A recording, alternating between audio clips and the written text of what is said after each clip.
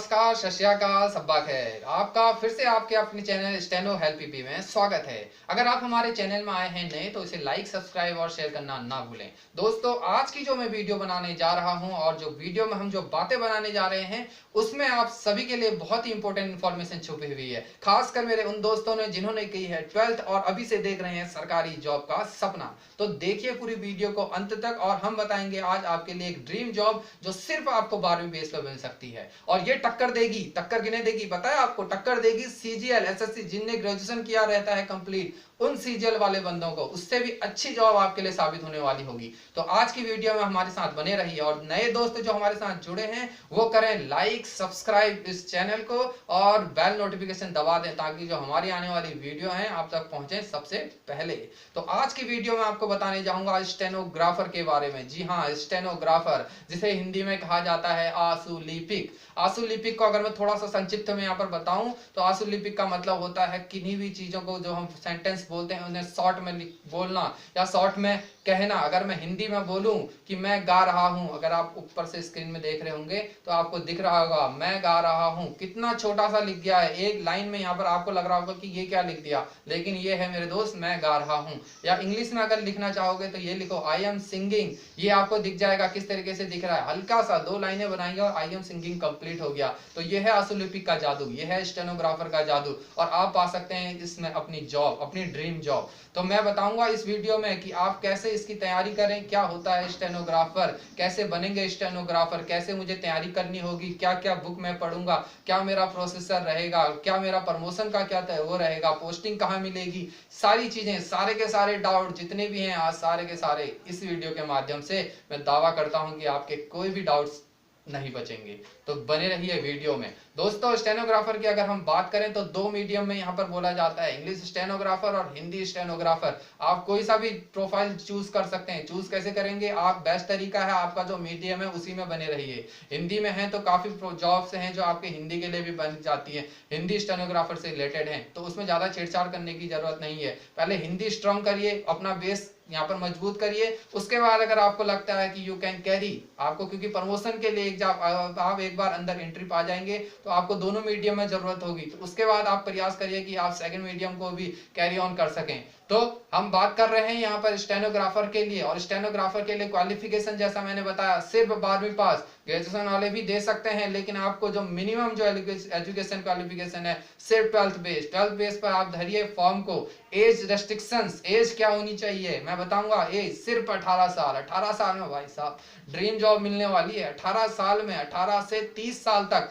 Grade C grade D 2 चीजें होती हैं। अगर एसएससी स्टेनोग्राफर की बात करूं 2 जॉब मिलती हैं, जॉब प्रोफाइल होती हैं। तो अगर आप ग्रेड सी की बात कर रहे हैं तो 18 से लेकर 30 साल तक आपको उस ग्रेड सी में, और 18 से लेकर 27 साल तक आपकी एज होनी चाहिए। आप एलिजिबल हैं ग्रेड डी की पोस्ट के लिए। Grade A, grade B, grade C, grade D सरकारी डिपार्टमेंट। अगर पापा लोग हो, कोई हो जान पहचान में हो तो पता होगा, अगर नहीं है तो मैं बता दूं, सबसे जो हायर पोस्ट होती है ग्रेड ए की होती है, उसके नीचे बी की होती है, फिर सी और डी लास्ट में होता है। जब भी हम बात करते हैं डायरेक्ट रिक्रूटमेंट की, चाहे एसएससी सीजीएल हो चाहे स्टेनोग्राफर हो, आप ग्रेड डी और सी की पोस्ट पा सकते हैं। वो क्या उनकी ग्रेड पे है, क्या उनकी पे है, वो सब आपको इस वीडियो के माध्यम से मैं बताता हुआ चलूंगा। हम बात कर रहे थे यहाँ पर, हमने बात करी कि 12th बेस पे आपको एजुकेशन क्वालिफिकेशन होनी चाहिए। एज रेस्ट्रिक्शंस आपका कितना है, एज रेस्ट्रिक्शन बता दिया था हमने यहाँ पर 18 से 30 साल था। तो अब हम सोच तो रहे हैं, हमारी उम्र भी हो गई है, 12th भी कर लिया है, तो अब कैसे हम इसकी तैयारी करें, कब पेपर होगा, कैसे पेपर होगा। तो पेपर इसका जो अभी हम यहाँ पर देख रहे हैं 2018 का जो रिजल्ट है वो भी अवेटेड है। 2018 का रिजल्ट अभी अवेटेड है। मान के चलो कि कम से कम 1.5 साल लगता है इस पूरी प्रक्रिया को पूरा होने में, पेपर होने से, आपका सिलेक्शन से, आपकी ड्रीम जो जॉब है उसकी गद्दी में बैठने तक। ठीक है, पूरे 1.5 साल का समय लगता है। तो आपको कमांड करनी होती है स्किल में। आप हमारे चैनल में बने रहिए और दावा करते हैं आपको 5 से 6 महीने, ज्यादा टाइम नहीं लगता है, इतना टाइम आपको स्किल के लिए जरूर मिलेगा। और पूरे 5 से 6 महीने में अगर आप हमारे इस सिस्टम को फॉलो करते रहे, हमारे इंस्ट्रक्शन को फॉलो करते रहे, तो आपका स्किल भी क्लियर होगा, आपका रिटर्न भी क्लियर होगा और आपकी जो ड्रीम जॉब है वो भी आपको मिलेगी। तो अगर हमें बात करूं इसके सिलेबस की, तो सिलेबस में होता है, इसमें 3 सब्जेक्ट लिए जाते हैं, इंग्लिश, इंग्लिश यहाँ पर आपका मेन रोल अदा करती है, 100 मार्क्स की इंग्लिश होती है। रीजनिंग 50 मार्क्स की यहाँ पर आपकी रीजनिंग होती है। और जीएस से तो सभी लोग अवगत हैं कि सारे पेपरों में जीएस कंपलसरी है, तो 50 मार्क्स की क्या है हमारी जीएस रहती है। तो 3 हमारे यहाँ पर सब्जेक्ट रहते हैं। इनके लिए अब क्वेश्चन आता है कि ये बुक तो आपने ये आपके सब्जेक्ट बता दिए, इनके लिए हम बुक कौन सी पढ़े? तो बुक भी हमारे पास यहाँ पर हम लोगों ने 4 गोल्डन बुक्स बता रखी हैं, जिन्हें बोला जाता है रामबाण। एसएससी स्टेनोग्राफर की बात कर लें, या एसएससी सीजीएल, या आप 12 बेस पे जो एसएससी का पेपर देते हैं सीजीएसएल, उसकी बात कर लें। 4 जो कौन सी बुकें हैं वो भी हमने यहाँ पर बता दी है। इंग्लिश के लिए अगर मैं बात करूं तो पैरामाउंट की बुक मोर देन इनफ है, इसको आप करिए। आपकी जो ग्रामर रिलेटेड क्वेरीज हैं, आपकी जो और सारी चीजें हैं वो सब क्लियर हो जाएंगी। जीएस के लिए जैसे हमें पहले से पता है कि हमारे पास जीएस का जो रामबाण है वो है हमारी लूसेंट। पूरी की पूरी वीडियो मैंने बना रखी है पहले से, उस वीडियो को आप देख सकते हैं कि हमने किस तरीके से बताया है कि कैसे कैसे पूरा सिस्टम लेना है, कैसे किस तरीके से, किस चरणबद्ध तरीके से आप लोगों ने सिलेबस की तैयारी करनी है, इन सब चीजों को ध्यान रखना है। ठीक है। उसके बाद रीजनिंग की बात करता हूं तो रीजनिंग में आपको करंट पब्लिकेशन या कोई सी भी आप बुक लीजिए, रीजनिंग इसमें नहीं आती है इतनी ज्यादा, लेकिन 50 मार्क्स की आती है, तो हर नंबर की वैल्यू है, इस चीज को ध्यान में रखना है। तो एक नंबर है तो उसकी भी उतनी इंपोर्टेंस है, चाहे वो हार्ड हो या चाहे इजी हो। तो हमने एक एक नंबर को अपना कंफर्म करके चलना है। उसकी भी हम लोगों ने वीडियो बनाई है, क्लासेस बनाई है, सारी चीजें बताई हैं। अगर आप ये बुक लेना चाहते हैं तो हमने डिस्क्रिप्शन लिस्ट में, अगर आप नीचे देखेंगे तो हमने वहां पर आपको लिंक दिया है, आप वहां से भी परचेस कर सकते हैं या अपने लोकल मार्केट से भी परचेस कर सकते हैं, कहीं से भी उसे आप कन्वे कर सकते हैं।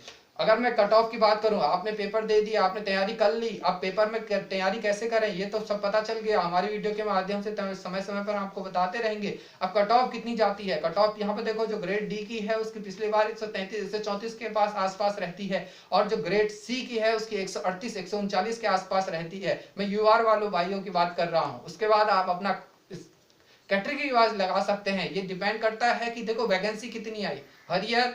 आप ध्यान रखना कि वैकेंसी अप एंड डाउन होती रहती हैं, इसी अकॉर्डिंग जो आपकी मेरिट होगी, आपकी जो कट ऑफ होगी वो भी चेंज होते रहेगी। तो आप इस पर चक्कर में मत पड़िए, आपको सिर्फ क्या करनी है, अपने तर्कस में इतने तीर लगाने हैं कि युद्ध कोई सा भी हो, कैसा भी हो, कहीं पर भी छिड़े, कोई दिक्कत नहीं है, अपना फंडा तैयार है, कहीं कुछ भी करवा लो, हम अपना जॉब क्लियर करेंगे। वी रिक्वायर ओनली 1 पोस्ट, एक पोस्ट चाहिए बाबा, वो लेके रहेंगे। ठीक है। इस तरीके से हमने बताना है कि कट ऑफ कितनी थी, कट ऑफ क्या आती हमारी, वो हमने यहाँ पर बता दी है।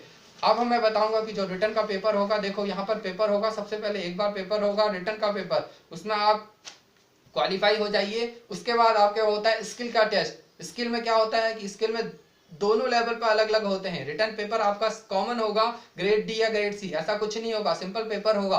उसके बाद आपकी जो मेरिट, एक मेरिट लगेगी, सिंपल सी मेरिट आएगी, रिटर्न पेज पर आपकी मेरिट आएगी, उसके अकॉर्डिंग आपके मार्क्स थोड़ा छटनी होंगे और आप एलिजिबल होंगे ग्रेड सी और ग्रेड डी के लिए, स्किल टेस्ट के लिए। तो स्किल टेस्ट में यहाँ पर ग्रेड सी और ग्रेड डी दोनों में ही डिफरेंस होगा। ग्रेड डी जो थोड़ा लोअर पोस्ट है ग्रेड सी के अब कंपेरिजन उतनी लोअर नहीं है, उसकी भी बहुत अच्छी सैलरी है, बहुत ही हैंडसम सैलरी ग्रेड डी वाले भी पाते हैं, वो सब बाद में बताएंगे। तो ग्रेड डी का जो है उसकी जो स्किल है वो थोड़ा सा इजी होगा, और ग्रेड सी का जो है स्किल वो बहुत थोड़ा सा उससे हार्ड होगा। वो भी हम लोगों ने सब आई बटन में आप देख रहे होंगे, कितनी स्पीड चाहिए और कितनी क्या चाहिए, वो सारी चीजें हमने आपको बताई हैं। तो दोस्तों हमारा जो प्रीवियस ईयर का पहले का एक्सपीरियंस रहा है, 2-3 साल का मेरा एक्सपीरियंस खुद का रहा है, रिटर्न का, स्किल का, और हमने अन्य दोस्तों से मिला है, इतना हमारे चैनल का पूरा इतना जो हमारा इतना समय हमने गुजारा है, इतने लोगों का एक्सपीरियंस शेयर किया है। तो इस सबसे ज्यादा जो फॉलो करिए, आप अपने रिटर्न पे ध्यान रखिए, अपने स्किल पे ध्यान रखिए, अपने एटीट्यूड पे ध्यान रखिए, अपना टाइम टेबल पर, सबसे जरूरी है टाइम टेबल। जैसे आप कोरोना का टाइम देख रहे होंगे, इसे it is not for wastage of time, इसको आप वेस्ट नहीं करना है, आपको अपना पूरा रूटीन बनाना है। इसकी भी हमने वीडियो है डिस्कशन लिस्ट में दे रखी है कि किस तरीके से आप अपने कोरोना टाइम को या इस स्पेयर टाइम को भी यूटिलाइज करें। तो अब मैं बात बता रहा था, आपने स्किल टेस्ट कर लिया, आपने क्या जॉब पा ली है, अब आप जॉब पा चुके हैं, तो अब इसमें क्या लेवल रखा जाए, ग्रेड सी और ग्रेड डी।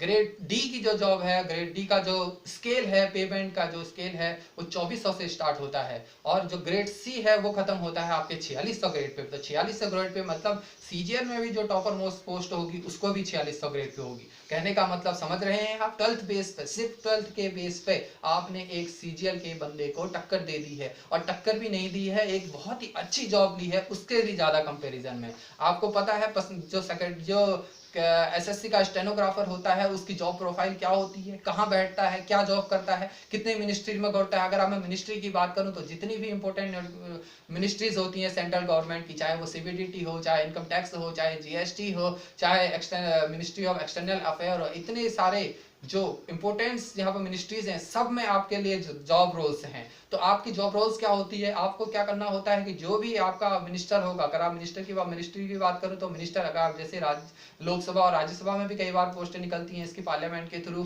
तो वहां पर क्या रहता है कि उसके नीचे आप काम करते हैं, मतलब पीए का रूप में ये काम करता है। पहले के जमाने में जो होता था वो असिस्टेंट के रूप में काम करते थे, वहां पर एक रिटर्न के लिए रहता था। आप क्या हो गया है कि पीए का काम हो गया, तो आप उसके पीए बनेंगे। आपका जो हेड होगा, जो भी आपका डिपार्टमेंट ऑफ हेड है उसके आप पीए बनने जा रहे हैं। कोई भी बाहर से बंदा आएगा अननोन पर्सन, चाहे वो तुम्हारा सीजीएल का इंस्पेक्टर ही क्यों ना हो, इनकम टैक्स का इंस्पेक्टर भी क्यों ना हो, आपकी बिना परमिशन के, विदाउट परमिशन ऑफ यू अंदर नहीं जा सकता भाई, आपको पूछ के जाना पड़ेगा। तो आप अपने औहदे के, अपने रुतबा की आप यहाँ पर देख लीजिए कि कितना बड़ा रुतबा आपका बढ़ गया है सिर्फ 12th बेस पर। और ये कौन देता है आपको, स्टेनो देता है, स्टेनोग्राफर देता है।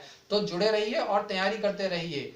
हमने अब बात करी यहाँ पर अपनी जो हमारा जो पे कितनी होगी, और पे अगर मैं बात करूं ग्रेड सी की, तो ग्रेड सी की जो इनहैंड सैलरी जाती है आज अभी एट ऑन टाइम की बात कम से कम 62 से 64, और ग्रेड डी की बात करूं तो वो पहुंचेगी आपकी 32 से लेकर 36-38 तक।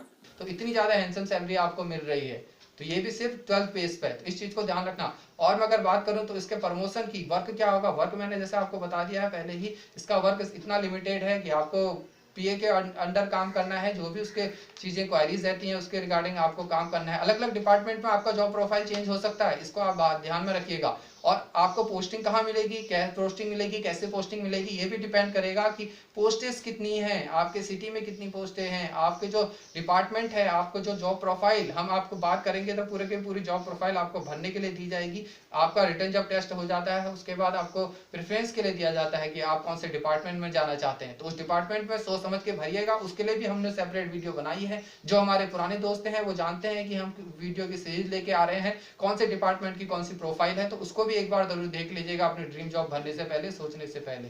तो इस तरीके से आप अब हमारी वीडियो देखेगा। अगर मैं बात करूं प्रमोशन की तो ये 2400 से लेकर 4200 4600, ग्रेड डी वाला 2400 ग्रेड पे में जाएगा, ग्रेड सी वाला जो जाएगा 4200, ग्रेड सी वाला फिर 4600 में। उसके बाद जो है आपका पर्सनल सेक्रेटरी होता है, फिर पर्सनल प्राइवेट सेक्रेटरी होता है, फिर सीनियर प्रिंसिपल प्राइवेट सेक्रेटरी होता है। प्रिंसिपल प्राइवेट सेक्रेटरी की आप ओहदा समझ सकते हैं, बहुत बड़ी पोस्ट है, ए ग्रेड की पोस्ट कही जाती है, बहुत बड़ा ओहदा उसका रहता है। तो इस तरीके से आप देखेंगे कि पूरा का पूरा जो है, पूरा का पूरा जो स्ट्रक्चर है, किस तरीके से स्टेनोग्राफर का स्ट्रक्चर है, क्या इसकी जॉब प्रोफाइल होगी, क्या लोकेशन होगी, क्या हम यहाँ पर तैयारी करें, कैसे तैयारी करें, हमें क्या चीज़ों का ध्यान रखना है, क्या हमें औहदा मिलेगा, क्या सैलरी मिलेगी, ये सारी की सारी हमने जानकारी आपको दे दी है। और आपका क्या काम बनता है, आपका दायित्व बनता है कि चैनल के साथ जुड़े रहिए। और अगर आप कहीं से भी तैयारी कर रहे हैं, भले ही आप ऑफलाइन करें या ऑनलाइन करें, पूरी शिद्दत के साथ जुड़ जाइए और हमारे साथ बने रहिए।